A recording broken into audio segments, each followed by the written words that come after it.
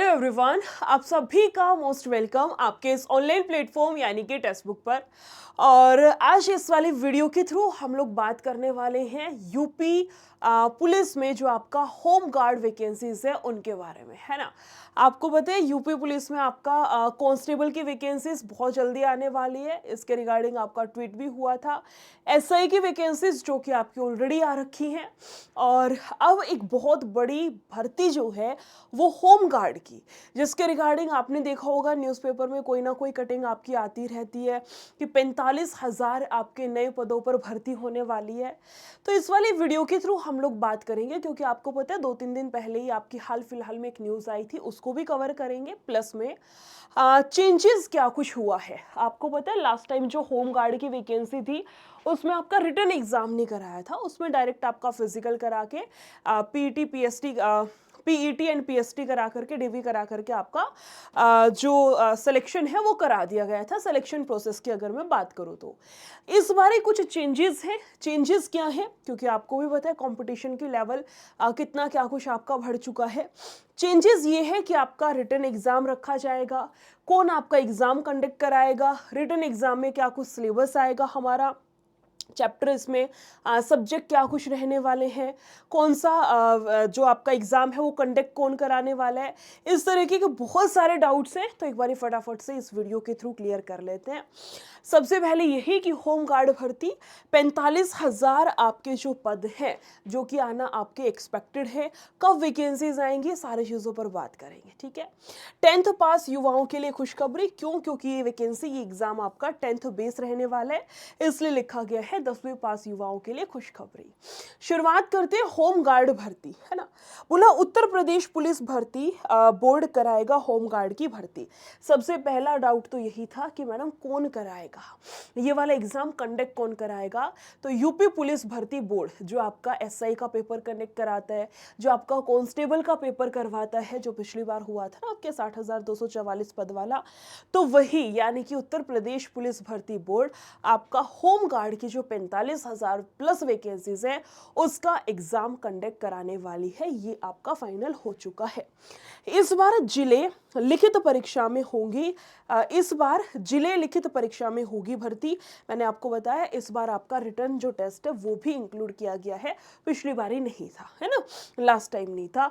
युवा अपने जिले में से कर पाएंगे आवेदन। इसके लिए आप लोग अपने जिले से इसमें आवेदन कर पाएंगे, यानी कि आपके पास में जिले का निवास प्रमाण पत्र होना चाहिए।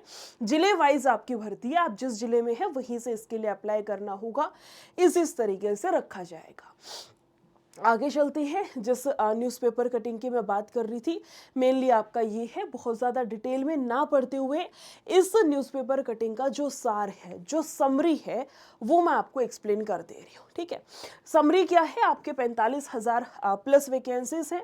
उत्तर प्रदेश में 45,000 से अधिक पदों पर होम गार्ड की भर्ती का रास्ता साफ हो गया है। शासन ने इसका शासनादेश जारी करने के साथ गाइडलाइंस जो है वो तय कर ली है। आदेश के मुताबिक शारीरिक व मानसिक दोष तथा दिव्यांग व्यक्ति एनरोलमेंट के पात्र नहीं होंगे। बोला गया शारीरिक व मानसिक दोष और जो दिव्यांग व्यक्ति हैं वो एनरोलमेंट नहीं कर सकते हैं। एनरोलमेंट के लिए जरूरी हो गया कि अभ्यर्थी उस जिले का मूल निवासी हो। ये पॉइंट इंपॉर्टेंट है, जो मैंने आपको अभी अभी बोला था कि अपने जिले से आपको फॉर्म फिल करना होगा, यानी कि आप उस जिले के मूल निवासी हो। यहाँ से एक बात ये भी क्लियर होती है कि सिर्फ यूपी के ही स्टूडेंट्स इस वाली भर्ती के लिए एलिजिबल हैं।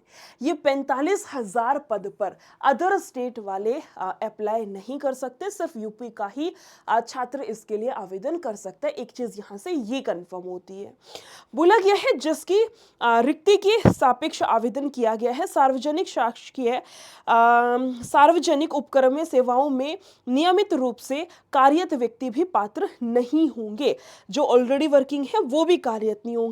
बोला गया संघ सरकार या राज्य सरकार द्वारा किसी स्थानीय प्राधिकारी द्वारा सरकार के स्वामित्व नियंत्रणाधीन किसी भी निगम निकाय का व्यक्ति पात्र नहीं होगा। ये सारा दे रखा है कि कौन कौन पात्र होगा, कौन कौन नहीं होगा। मेन जो मुझे आपको शेयर करना था वो यही कि यूपी का मूल निवासी होना चाहिए, यानी कि सिर्फ यूपी वाले स्टूडेंट ही इसके लिए एलिजिबल हैं। आगे चलते हैं कि बोला गया गाइडलाइन के अहम बिंदु, वही जो अभी अभी मैं पढ़ रही थी ना कि कौन कौन इसके लिए आवेदन कर सकता है, उसके पॉइंट्स हैं। हाई स्कूल या समकक्ष अर्हता होनी चाहिए। आपको पता है 10th बेस आपकी वैकेंसी है, 10th पास होना चाहिए। एनसीसी प्रमाण पत्र, अगर आपके पास में एनसीसी का प्रमाण पत्र है, सर्टिफिकेट ABC होता है ना आपके पास में, पहले A मिलता है फिर BC, बोला गया है कि एनसीसी प्रमाण पत्र धारकों को 1 से 3 अंक दिए जाएंगे। ये कैसे डिस्ट्रीब्यूशन है 1 से 3 का, वो अभी डिटेल में बताती हूँ। उसके बाद है आपका आपदा मित्र प्रमाण पत्र वाले को 3 अंक अतिरिक्त मिलेंगे। 4 पहिया वाहन का लाइसेंस होने पर 1 अंक अलग से मिलेगा। ऑनलाइन एनरोलमेंट के लिए आवेदन शुल्क का निर्धारण भर्ती बोर्ड करेगा, अभी डिसाइड नहीं किया है। 2 घंटे की अवधि वाली 100 अंकों की वास्तुनिष्ठ लिखित परीक्षा होगी। 2 घंटे का आपको रिटन एग्जाम में टाइम दिया जाएगा। आपकी MCQ वाला एग्जाम होगा जिसमें आपको टिक मार्क करना होता है। टोटल आपका 100 मार्क्स का ये एग्जाम रहेगा, 100 मार्क्स का आपका एग्जाम रहेगा, और इसके लिए आपको टाइम दिया जाएगा बेटा 2 घंटे का।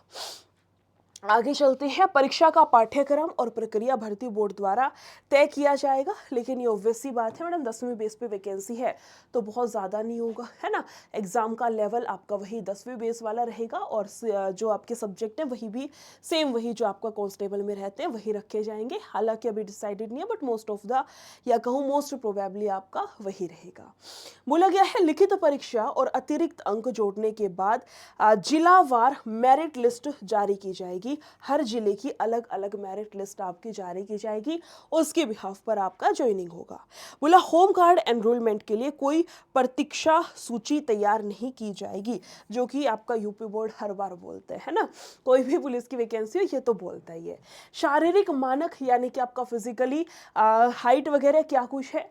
अगर हम लोग सामान्य SC और OBC की बात करें तो ऊंचाई होनी चाहिए कम से कम 168 सेंटीमीटर, ज़्यादा कितनी भी हो चलती है, कम नहीं होनी चाहिए। हाइट कितनी है 168 सेंटीमीटर। महिला अभ्यर्थी अगर हैं तो आपकी कम से कम 152 सेंटीमीटर हाइट होनी चाहिए। वजन जो है, जो फीमेल्स के लिए होता है, कम से कम 40 किलो, इससे कम अगर वेट हुआ तो आप लोग एलिजिबल नहीं है। ज़्यादा वेट जो होता है, ओवर वेट वाला केस, वो आपका मेडिकल के टाइम पे इशू होता है, इसमें चल जाता है। जो PET और PST होता है ना आपका, PST फिजिकल स्टैंडर्ड टेस्ट और PET फिजिकल एफिशिएंसी टेस्ट, तो PST में आपका मेजर होता है हाइट, चेस्ट, वेट, ये सारी चीज़ें। गर्ल्स के केस में वेट मेजर होता है और उनकी हाइट मेजर होती है, बॉयज़ की हाइट और उनकी चेस्ट मेजर होती है। तो उस टाइम पे आपका वेट 40 किलो से कम नहीं होना चाहिए, ये आपका बोला गया है। अगर बात की जाए आपका क्या है ये ST के लिए, अगर आप मेल कैंडिडेट है तो 160 हाइट होनी चाहिए कम से कम, और 147 फीमेल के केस में, और वेट कम से कम 40 किलो, इससे कम नहीं होना चाहिए। आगे आते हैं क्वालिफिकेशंस में क्या है। होम गार्ड के पदों पर एनरोलमेंट के लिए यह आवश्यक है कि अभ्यर्थी उस जनपद का मूल निवासी हो। ये मैं आपको चौथी बारी शायद से कह रही हूँ, जिलेवार आपकी वैकेंसी निकलेंगी, उसी के अकॉर्डिंग आपकी मेरिट लिस्ट है। साफ साफ बोला गया है कि मूल निवासी हो जिस जनपद की रिक्ति के सापेक्ष आवेदन आपने किया है, DV में आपका चेक होगा। आगे आते हैं जिसमें है अधिमानी अर्हताएं। बोला अभ्यर्थी को अधिमान प्रेफरेंस के अंतर्गत इस तरीके से अंक दिए जाएंगे। अंक वाला आपका दिया गया है कि अगर C प्रमाण पत्र है, NCC की बात कर रही हूँ, NCC में जिसके पास है उसको पता होगा, certificate A, certificate B, certificate C, ऐसे 3 सर्टिफिकेट होते हैं। अगर A सर्टिफिकेट आपके पास में है तो 1 अंक मिलेगा, अगर आपके पास B लेवल का सर्टिफिकेट है तो 2 अंक मिलेंगे, और C लेवल का सर्टिफिकेट है तो आपके 3 मार्क्स आपको एज अ ग्रेस, यानी कि मैं कह सकती हूँ एक्स्ट्रा मिलेंगे। उसके अलावा क्या है, भारत स्काउट और गाइड प्रमाण पत्र धारक अगर स्काउट के आप में मतलब स्काउट वाला सर्टिफिकेट है आपके पास में तो 1 अंक इसका दिया जाएगा। आगे चलिए, कह रहा है आपको, ठीक है, ये मैंने आपको बताया, वही सारी चीज़ें डिटेल में। सिलेक्शन प्रोसेस पे बात कर लेते हैं सबसे मेन, क्योंकि अब मैंने आपको बताया रिटर्न भी इस बारी है। कैसे रहेगा, सबसे पहले आपका रिटन एग्जाम है, उसके बाद आपका पीईटी रहेगा, फिजिकल एफिशिएंसी टेस्ट, जिसमें कि आपका running, long jump, high jump ये सारा रखा जाता है। उसके बाद आपका फिजिकल मेजरमेंट टेस्ट या फिर इसको पीएसटी भी बोला जाता है, फिजिकल स्टैंडर्ड टेस्ट, जिसमें कि आपकी हाइट, मैंने अभी बताया ना, हाइट, चेस्ट और वेट मेजर होता है, वही वाला। उसके बाद आपका डीवी होता है, और फाइनली या कहूँ लास्ट जो स्टेज होती है आपकी, वो होता है मेडिकल टेस्ट। ये 5 प्रोसेस होते हैं। मैं यूपी चाहे पुलिस की बात, उसकी कांस्टेबल की बात कर लूँ, चाहे एसआई की बात कर लूँ, चाहे आपका ये वाला यानी कि होम गार्ड की बात कर ली जाए, सिलेक्शन प्रोसेस आपका सेम रखा गया है। ऑब्वियस सी बात है मैम, एग्जाम कंडक्ट कराने वाला बोर्ड हमारा सेम है, तो सेम ही रखा जाएगा। ये सारा सब कुछ है जो आप लोगों के मैसेजेस थे होम गार्ड की भर्ती को लेकर के, है ना। अब एक सबसे मेन पॉइंट ये भी आता है कि मैम इसका नोटिफिकेशन कब आना है। इसका नोटिफिकेशन आएगा कब, क्योंकि ये न्यूज़ तो आपकी काफ़ी दिनों से सर्कुलेट हो रही है। नोटिफिकेशन के लिए लेकर के चलिएगा दिसंबर का महीना। दिसंबर के मोस्ट प्रोबेबली फर्स्ट वीक में आपका जो नोटिफिकेशन है वो रिलीज कर दिया जाएगा। उसका रीज़न क्या है, उसका रीज़न है पंचायती चुनाव, है ना। उसके रिगार्डिंग और जितनी आपकी न्यूज़ सर्कुलेट हो रही है, पहले भी आई है न्यूज़, ऐसी बात नहीं, लेकिन जिस जोरों शोरों से अब आपकी सर्कुलेट हो रही है ना, मोस्ट प्रोबेबली मान करके चलिएगा अपना एक टारगेटेड जो टाइम है वो लेकर के चलिएगा कि दिसंबर के फर्स्ट वीक या सेकेंड वीक तक हद मार के आपका जो नोटिफिकेशन है ऑफिशियली वो रिलीज हो जाएगा। बाकी रिटर्न विटर्न किस तरीके से रहेगा सारा डिटेल में मैं आपको अभी बता चुकी हूँ, है ना। अब एक बात कर लेते हैं घूम फिर करके, कौन सी बात जो कि सबसे ज़्यादा एट प्रेजेंट स्टूडेंट का कॉमन डाउट है, वो क्या है कि मैम इतनी सारी वैकेंसीज आती हैं, अभी होम गार्ड का भी रिटर्न एग्जाम हो गया, अब हम इसके लिए भी पढ़ाई करेंगे, कांस्टेबल की भी वैकेंसी आने वाली, हम उसके लिए भी पढ़ाई करेंगे, और यूपीएसआई तो चल ही रहा है, हम उसकी भी पढ़ाई कर रहे हैं, इसके अलावा हम एसएससी के भी एग्जाम्स देते हैं, हम रेलवे ग्रुप डी का भी एग्जाम दे करके आएंगे। तो ऐसा तो है नहीं एक बच्चा एक ही एग्जाम के लिए पढ़ता है।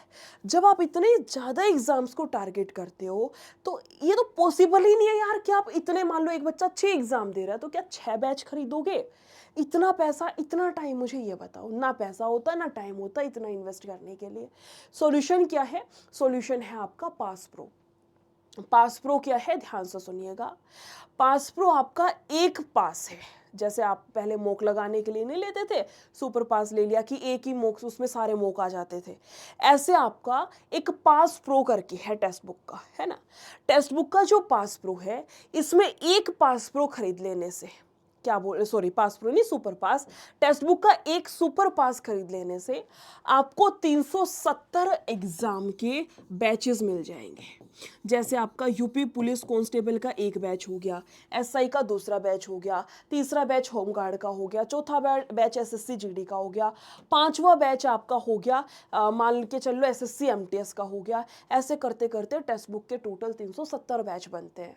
सारे 370 बैचेस का एक्सेस आपको मिल जाता है। आप जिस भी एग्जाम की तैयारी कर रहे हो 370 में से 2 एग्जाम की कर रहे हो, 3 की कर रहे हो, 4 की कर रहे हो, आप जितने भी एग्जाम्स की तैयारी कर रहे हो जाइए अपने एग्जाम की तैयारी करिए, पेपर दे करके आइए। पेपर दे दिया, अच्छा हुआ तो भी अगले एग्जाम के लिए पढ़ना है, नहीं हुआ तो भी अगला एग्जाम टारगेट करिए, उसका बैच खोलिए, एक बार ही खरीद लिया, बार बार पे नहीं करना पड़ेगा, उसका बैच खोलिए, उससे पढ़ाई करिए, जा करके एग्जाम दे करके आइए।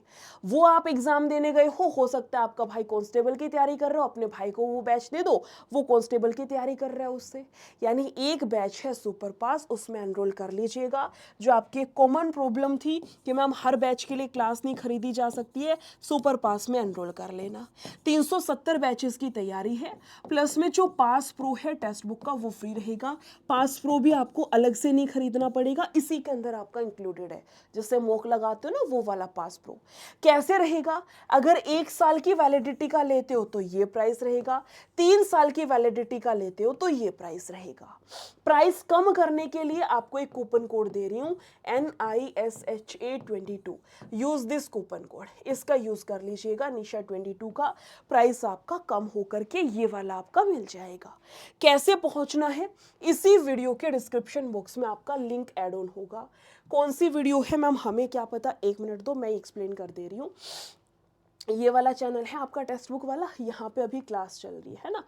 मैं इसकी कोई अपनी क्लास खोल लूँ, क्योंकि फ़िलहाल मैं वीडियो आपके लिए रिकॉर्ड कर रही हूँ। मैं अपनी कोई और क्लास खोल के आपको दिखा देती हूँ किस तरीके से कैसे क्या मिलेगा। जैसे जैसे सेम लिंक है ना? आप जब इसी वीडियो में नीचे मोर पर क्लिक करेंगे और नीचे जाएँगे ना, आपको यहाँ पर दिखेगा, क्या दिखेगा? ये रहा ना आपका सुपर पास लाइव बाय नाउ, ये वाला लिंक होगा। लिंक पे क्लिक करिएगा, जैसे ही आप क्लिक करेंगे आपके सामने खुल जाएगा। 3 महीने का ये प्राइस है, 1 साल का ये है। मान लो 1 साल का लेना है, 1499 दिखाएगा। आपको अप्लाई कूपन पे जाना है और कूपन कोड जो मैंने आपको बताया निशा22, इसका यूज़ करके अप्लाई कर दीजिए। 369 में आपका कन्वर्ट हो जाएगा, ठीक है? कोई भी क्वेरी हो, कोई भी डाउट हो, कमेंट सेक्शन आपके लिए हमेशा ओपन है, या मेरा टेलीग्राम चैनल भी है निशा मैम टेक्स्टबुक नाम से, कनेक्ट कर लीजिएगा। कोई भी डाउट हो मैं रिप्लाई कर दूंगी। बाकी वीडियो अच्छी लगी हो तो वीडियो को शेयर ज़रूर करना है, ठीक है? नेक्स्ट वीडियो में मिलते हैं। Thank you so much, take care, bye bye.